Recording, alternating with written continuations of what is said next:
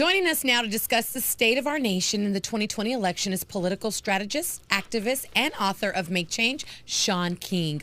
Welcome back to the Black Report, Shaun. Thank you so much for coming back. Hey, thank you. I was surprised that you did not have me on that rundown because of all of the drama that I've been involved in over the past.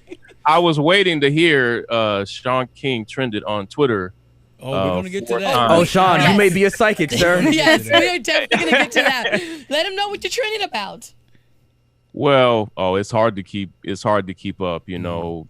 On Saturday, I started trending after I sent an email that mentioned the death of Chadwick Boseman, and people were saying that I was trying to use his death for profit, which I was not doing. And I think, you know, a lot of times, most of the times I trended this week, it was more about Kenosha and stuff that was going on there in Wisconsin.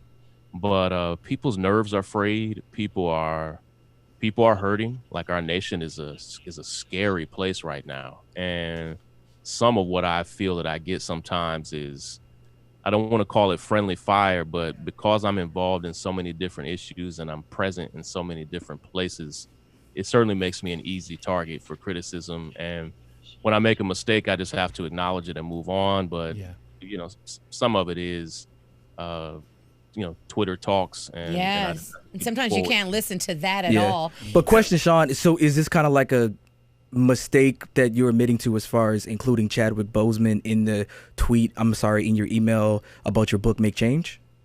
No, I'm glad I mentioned him. Like, first, the email was a part of, not to get too wonky or nerdy, but the email was a part of an email series. I sent an email out earlier the previous day.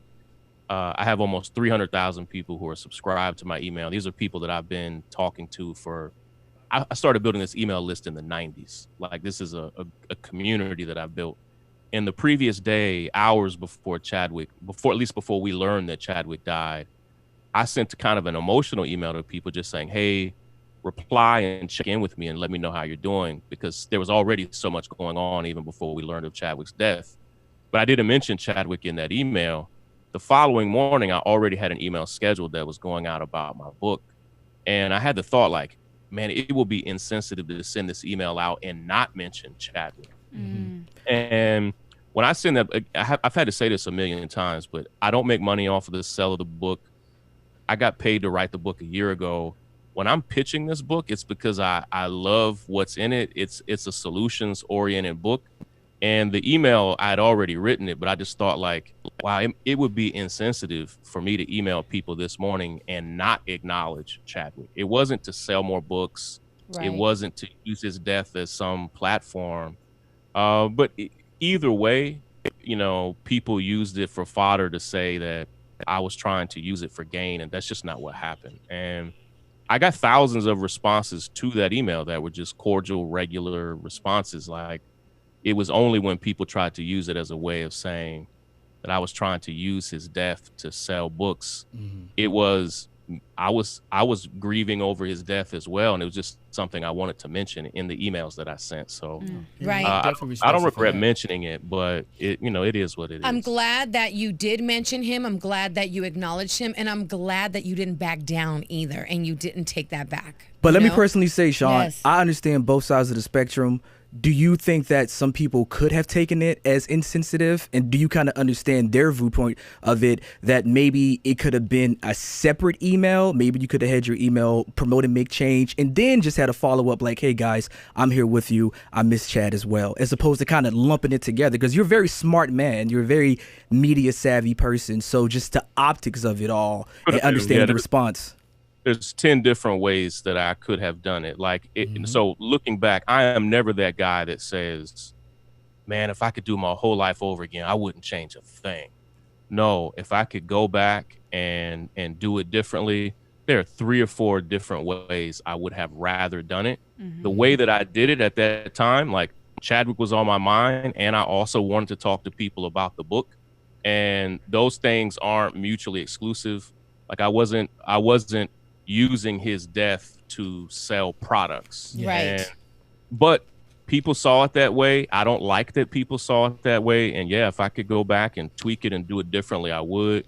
But when I said it the way I intended it to say it. I had no ill feelings about it. Like, I have several friends who were very, very close with Chadwick. Even they reached out to me and said, Shaun, I got your email and didn't see it the way people said. And so I when you think have those an people audience, need to know who you are, though, Shaun, and what you stand for, because I follow you. I've known about you for years, support you, and I know that is not what you're about at all. You just said that small amount of people just want to start stuff. Exactly. You know what I mean? They want to have That's this not Shaun negativity. King at all. You have to really know who Shaun King is. Definitely. Speaking of that, and speaking about, we're here and we're talking about Make Change. I'm so excited to order my book. Can you talk to us about Make Change and what it's about? well, I've traveled over the past 6 years of the Black Lives Matter movement. I've traveled to 47 states. I've traveled to every major American city, teaching, organizing, learning, listening. And one of the things that I've learned traveling all over the country is that people don't quite know how change works. They know they want it. They know they're frustrated about the way things are, but they don't know the mechanisms, the processes that have to be in place. They don't know how to actually build and make change itself. And so I spent nearly 3 years researching and preparing to write this book. I took a whole year off of my life to write on it and research it every single day. And in the book, it's a super practical guide to how you can use your life to actually change the issues that you're frustrated about. And even on the morning that I shared it, like, I didn't see me sharing that as even apart from the grief of the moment that we're in. I think a lot of people kind of have their lives in boxes, but like, I just have one big life. And so if I'm talking to people about the book and I'm grieving about Chadwick, I don't separate those things. And so, the book has been super well received. We were grateful that it made the New York Times bestseller list, but less than that, we're just pumped that, or more than that, rather, we're just pumped that people are putting it to good use. And I wrote it for this time that we're in. I didn't know that we would be in this exact moment, right? Where we would be experiencing I wrote it. We finished editing it right before the pandemic. I assumed that there would be tough times in 2020, but the book has a lot of lessons to help people through these tough times. And we all need that too. Yeah, and speaking of tough times, can you let us know and just update us on what's going on in Kenosha? I know you spent some time there in Wisconsin. Yeah, well, I mean, Kenosha is one of the things that really shocked me is I would compare Kenosha to Ferguson in a lot of ways, is that if you speak to anybody in Kenosha, they are now glad that the spotlight of the world is on their city, because just like in 2014 when Mike Brown was shot and killed, most of us didn't know a lot about Ferguson, but the spotlight really uncovered a lot of injustice that was happening there. And now people in Kenosha are saying, like, finally, you all are seeing how corrupt our police department is, how corrupt our sheriff's department is. And a lot of people just felt like, and if you even watch videos from the day Jacob Blake was killed, they just felt like this was the straw that broke the camel's back. And now, white supremacists and militias and others have descended upon the city in the name of protecting it, but they're not there to protect it. They're really there to cause conflict, and which cost 2 demonstrators their lives, cost another man whose arm was nearly blown off. And I don't have a whole lot of sympathy per se for Kyle Rittenhouse, but that is another young man, the shooter, who has ruined his life as well. And it was really the Kenosha Police Department and Kenosha Sheriff's Office which allowed that pressure cooker to develop, that allowed a 17-year-old to walk around with an AR-15 in the first place. And so things have calmed down there now drastically. I mean that in a good way. Like, there's a lot of pain, a lot of hurt there, but the deaths took a toll on that place. It's a small place, and everybody there knows Jacob Blake's family. He was very well known in the city, and the city is just still hurting from his shooting. And as you all mentioned, just the ugliness that they even had this man shackled. He is. He's not only a paraplegic, he has life-altering internal organs that are damaged. He had his small intestines and colon removed. Lifelong injuries to his stomach and digestive system. His spine is shattered, and they still have this man shackled to the bed. It's like, it's one of those things that just sometimes this country reminds you of what it really thinks about you, and that they had the nerve to shackle this man over some foolishness after they did this to him. Absolutely. Yeah. Shaun King joined us today on the Black Report here at Fox. So now you work very closely with Grassroots Laws. They've been really giving us on-the-ground coverage with the civil unrest happening across the country. Can you tell us the mission of Grassroots Law? Yeah. Well, we started the Grassroots Law Project for two reasons. I started it with my close friend and brother, Lee Merritt, who's a civil rights attorney. First and foremost, we started the Grassroots Law Project to support families with legal counsel, legal advice, organizing support, families who've experienced not just police brutality, but racial injustice. So we work with the family of Breonna Taylor, the family of George Floyd. We work with the family of Ahmaud Arbery, and we now are working with 65 different families all over the country who've just experienced some type of racial injustice or police violence. But secondly, we're also organizing around new policies that can be passed to prevent these things from happening in the first place. And so as much as we're here to advocate for families who are victims, we're also trying to fight for proactive policies that will change these things from ever happening. We've had one big victory just over the past month in Louisville. They passed Breonna's Law, which bans no-knock warrants from being possible in Louisville. Now, that won't stop police brutality, but that will stop anybody from ever being killed the way Breonna was killed, at least in Louisville. And so we're fighting now for that to be statewide in Kentucky. Other cities and states are considering it as well. Let's make it federal, baby. Yeah, that's our hope. And it's hard. We fight for a lot of local change because it's so hard to pass even basic policies, not just around criminal justice, but anything on the federal level. Obviously, if the Senate gets flipped and some other things happen in November, maybe there'll be some chances to get some more meaningful federal legislation passed. But in the meantime, we'll just do it city by city. Welcome back to the Black Report here on Fox Soul, your daily source for Black news and views and opinions important to the Black community. We're continuing our discussion with Shaun King. And my question for you, Shaun King, are you concerned about the rise of Trump supporters showing up at protests, especially with the recent killings in Kenosha and recent activities in Portland? Oh, yeah. I think we're seeing something really dangerous happening right now in our country. It seems to have cost a Trump supporter his life last night in Portland, which is unfortunate. Unlike the way you see conservatives actually celebrating the man who murdered people in Kenosha, you're not going to see that from most Democrats or left-leaning people. Like, I'm disturbed that someone was killed last night in Portland, no matter the circumstance. I think the rise of these militias is something that we're going to see happening all over the country.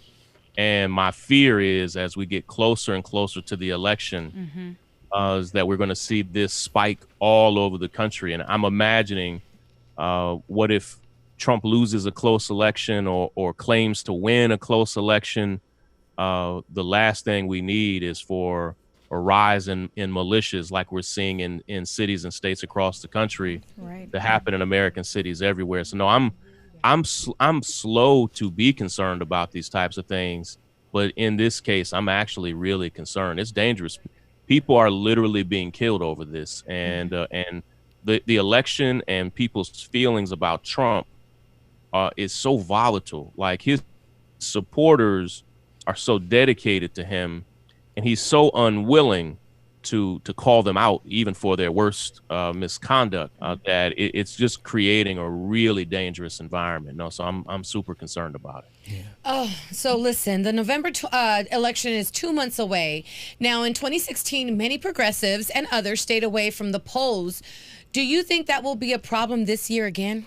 I hope not. Now, here's the thing. Even in reference, I was a big supporter of Bernie Sanders. More of Bernie's supporters voted for Hillary Clinton than Hillary Clinton's supporters voted for Barack Obama. So there's a bit of a myth that there was this drop off. What you find is that sometimes people do get super connected to one candidate and then they just can't get over it, whether it's Hillary or Bernie or anyone else. I don't think you'll see that nearly as much. First, Bernie has been deeply committed to supporting Joe Biden. Yes. He's literally campaigned for Joe Biden all weekend. He's been campaigning for him for months. Yeah. Bernie dropped out of the campaign long before most of his supporters even wanted him to drop out, in huge part so that he could make sure that Trump didn't win re-election. The Democrats do have to do more to appeal to progressives, not just to Bernie supporters, but to people who believe in certain policies. It seems in a lot of ways that Joe Biden's campaign has been focusing on how they can win over moderate Republicans. And what that does sometimes is it isolates super liberal, super progressive Democrats or independents from saying like, hey, I don't really have a place here. This guy doesn't really support the policies I believe in. So I'm not a Joe Biden fan. I've spoken out against Joe Biden for years. I've never been a fan of Joe Biden. But I believe it's so important to stop Donald Trump that I have to be willing to put aside my sincere frustrations with him to stop Trump. And I can continue being frustrated with Joe Biden after he's elected president. I'll still have my problems. I'll still have my concerns, but stopping Trump is that important to me. It really is. Yes. And Shaun King, a lot of people feel the way you feel because some people in the black community are saying we really don't have an option. We have white privileged Joe Biden and racist Donald Trump. What are your thoughts on that? Well, they're not the same. You know, like, here's the thing. I don't even see them necessarily as lesser of two evils or two sides of the same coin. Like, policy wise, they're very different. Who Joe Biden surrounds himself with is what means more to me. Even his choice of Kamala Harris, but who he appoints as his cabinet, who Joe Biden will support to be judges, Supreme Court nominees, all of these things are super vital. So Biden and Trump are very, very different on so many substantive policies. Part of what people need to understand is that a huge part of being in politics is sometimes you have to support candidates that you're not excited about. And I'm not excited about Joe Biden, but it's not just a moment to be happy. We have to be practical. We have to understand what are the policy implications, the downstream ballot implications. And so for me, like, I speak as that person who has a long history of being frustrated with Joe Biden. Even with that history, I still see him leaps and bounds better than Donald Trump. I love that. You said we need to be practical. Now, do you think we need another political party? How do you feel about that, Shaun King? Yeah, no, I wish we had 4 or 5 political parties. It's too late to do that before this presidential election. Most democracies around the world aren't two-party systems. Even if you go to the UK, if you go all throughout African democracies, European democracies, Asian democracies, sometimes they have 10 or 11 parties that run in presidential races and Senate and congressional races. It's healthy because here's the problem. A lot of people just don't feel like we fit into one of the two parties. And that's normal. And most countries have said, well, let's develop another one and another one. And in this country, the third and fourth and fifth party ideas are always rejected. So I think we need it. I think it would be healthy for our democracy. I think immediately you could have a more liberal party to the left of the Democratic Party, a more conservative party that's to the right of the Republican Party. And those 4 or 5 groups could battle it out a whole lot more. And instead of trying to fit in with the group that doesn't have the people or policies that you really believe in, but it's actually harder to accomplish than it sounds. Our system was really built to protect the two-party system, and other democracies are shaped in a very different way. I wish we had it the way we see it around the world. It's a lot of work to get it there. It's not impossible, but we're a long way away from that. Huge. We could implement some of that here, hopefully, to see what's going on with different parties. Now, speaking of political parties, how much do you think the Russians are involved with messing with our election as well as the racial turmoil? It's hard to say. I don't have any firsthand information on any outside governments that might be interfering with this election. I know that I saw a report that multiple governments were trying to interfere with this election. And here's the real problem. In the United States, we are very, very vulnerable to misinformation. And when governments target these elections, study after study shows that who they target are black folk over and over and over again, in great part because we don't always have reliable news sources. That's why we need Fox Soul. That's why we need the Black Report. That's why we need to create our own reliable news sources for people. So we're very susceptible to misinformation, to rumor, to drama. And so when they want to target a campaign with misinformation, they do it with us. They create fake Facebook pages, fake Instagram pages, fake events, fake tweets. And so all of that type of stuff is super dangerous because the way social media is built here in this country, lies spread faster than the truth. And so if there's a misinformation campaign against Joe Biden, or for that matter, even against Donald Trump, it's hard to know, is this video real? Has it been altered? I have a friend of mine just yesterday, a congressperson, shared a video that altered the audio of one of my friends. And Twitter had to designate it as an altered video. And Can you explain that video? Was that the Joe Biden video? No, it was a video with Joe Biden, but Congressman Steve Scalise shared a video that featured Joe Biden in part. But there was a part of the video that had a dear friend of mine who was actually in my audio book. His name is Adi Barkin. Yes. They had a video clip. Adi has lost his voice, and so he speaks through a computer program. And Congressman Steve Scalise, or someone he works with, altered the voice in that video to make my friend Adi appear as if he said something that he did not say. Wow. And before Twitter marked it as a video that had been altered, it had already been shared millions and millions of like times. Wildfire. Because I saw it and I was like, wait a second. And so it just shows, like, this isn't just unnamed accounts. This was a congressman. This was a friend of Trump in Congress that shared this altered video and refuses to say who altered it or why. And so these are the things we're up against. And it's messed up, Shaun, because like the lie spreads faster than the truth, and everybody hears the lie, but only some people hear the truth and the reckoning of it. So now this is out there and people take it as face value as opposed to the actuality of it. Yeah. Trump has done this many times with Joe Biden videos. And again, I say this as somebody who is a longtime critic of Joe Biden. I don't care how big of a critic you are. It's wrong to alter videos of him to make them out as if he said something he didn't say, that he did something he didn't do. So there was a video today that Trump retweeted that was an altered video about Joe Biden.